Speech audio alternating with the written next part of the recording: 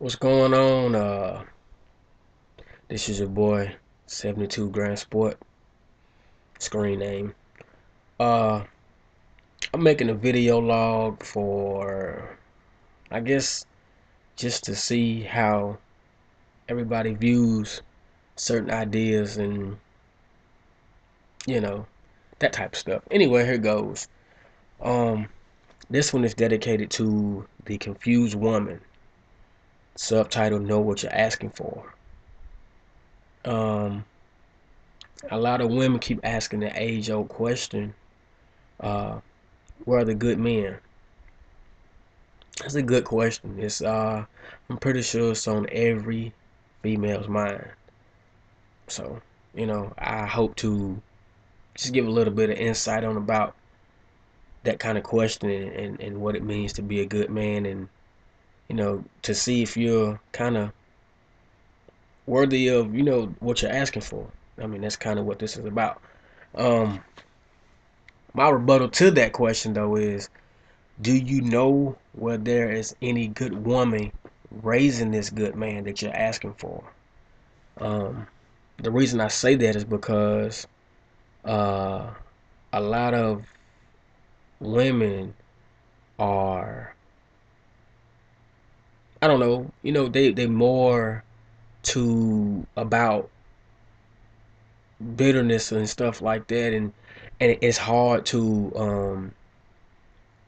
create that good man sometimes. Not saying that women are hard against their children, but I mean, judging from all the stuff that she goes through with boyfriends or baby daddy or ex-husband, stuff like that, it makes it hard for the child to kind of distinguish certain things because of what the fighting does. Um, you got some women who will bash the father for not being there. She'll run his name in the dirt. She'll tell the kid he's, your daddy ain't this, he ain't that. Don't be like him, cause whatever reason. And this child, that's our dream as children, as kids, as little boys. We want to be just like our daddy. There's no way around that. There's no substitute for dad. Never. And when you got a woman that does that, you have to realize the long term effects of saying stuff like that and having that stuff come out your mouth. Uh, you know, it's power and life and death in the tongue.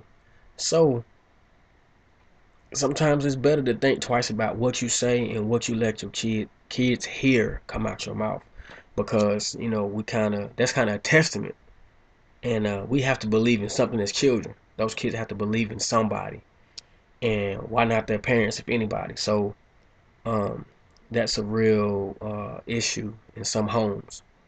Um, like I said, the other question would be, would you know this man if you saw him? Would you know a good man if you saw him? I mean, some of you have had good men and you ran them off. Uh, Maybe the bitterness or maybe the previous relationship made you, just kind of untangible. Uh, Made you kind of rough around the edges and very uneasy, or, you know.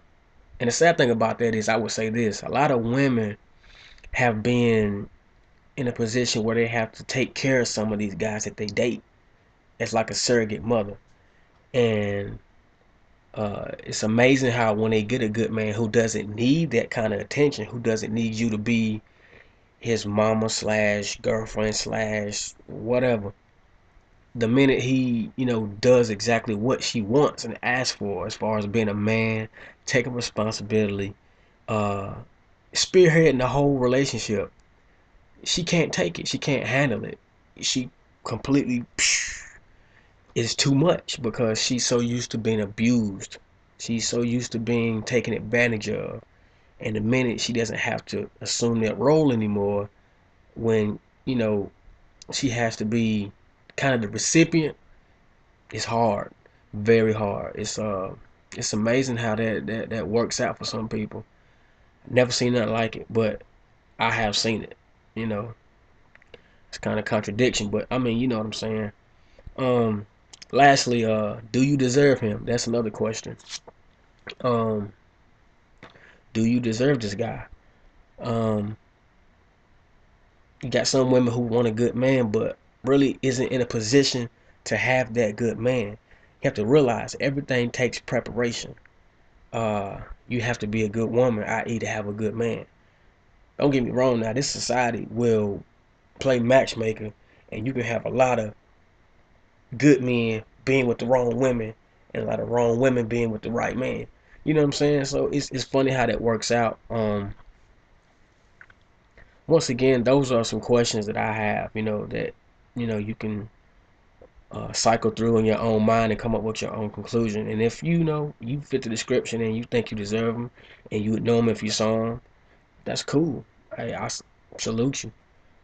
Personally, I'm a good guy, and many of us good guys get taken advantage of, and we end up last. Nice guys finish last all the time. I'm pretty sure you heard it from plenty of other guys, or just in cliches in passing. So it's just the way it is. Women tend to try the character of a good guy. They tend to see if he's masculine enough to overcome that challenge of saying, you know, I'm not gonna let you walk over me. I'm not gonna let you have your way with me or this or that. And some women generally do it when the heartstrings are attached. They tend to work those strings and play with a guy's emotion when he's then got involved completely into a woman. Cause I can tell you, when some guys find that one that they really like and they get into, they commit.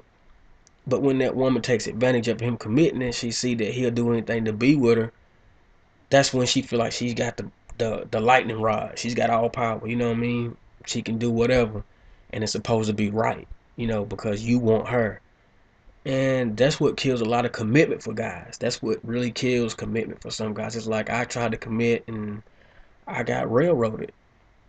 I don't want to commit anymore. I can just go get some free booty and call it a day. You know what I'm saying? I bust one, $10, $20, Happy Meal. You know what I'm saying? Dollar menu, whatever, Taco Bell, late night. It's over. And then we get called dogs and stuff for doing stuff like that. And, you know, the rebuttal to that would be y'all get called bitches. Um, so, like I said, everything has a equal and opposite reaction. Um, so, but some more questions would be, why would you want to walk over a man that's being good to you? Why is this so? Um, do you want complete control?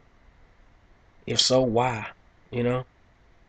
Is it because you want to dominate this man? Um, I would have the women to know that dominance, dominion is a masculine trait. It is a masculine trait, flat out. Research it. Dominance is a masculine trait. It's always been associated with masculinity. Bottom line. Um, are you willing to give up, women? Are you willing to give up your femininity to be dominant, to become masculine even? For those of you who would say yes, would that be the reason that you would convert to lesbianism? Inquiring minds would like to know. Well, the funny thing about this is, whatever man lets this woman take his manhood, masculinity, his backbone, self-respect, all the above, and be reduced to a boy in a man's body, uh, I don't see it. I don't see how you could stand up under that kind of pressure and still be a man. Um, like I said, the minute that woman gets upset or pissed off at him, she'll tell him, grow up, be a man. That's funny to me. When you want to take his masculinity, you want to rule over him, want to control him, um, do that type of stuff, and then you tell him to be a man and grow up. Mm, confusing. Then you tell your girlfriends, I want a real man. What a real man at? When you trying to assume this role, you trying to play the part, but you want a real man. Either you gonna let him be that, or you're gonna be that. Can't play both. Um, just a headache. Um, I made this video, my first one, just to kind of see what goes on with it. Uh, Shout out to Miss Isha 112681. Go check out her page and her videos. She got me making my first post, and we'll see how it goes from there. So comment, subscribe, let me know what you think. Peace.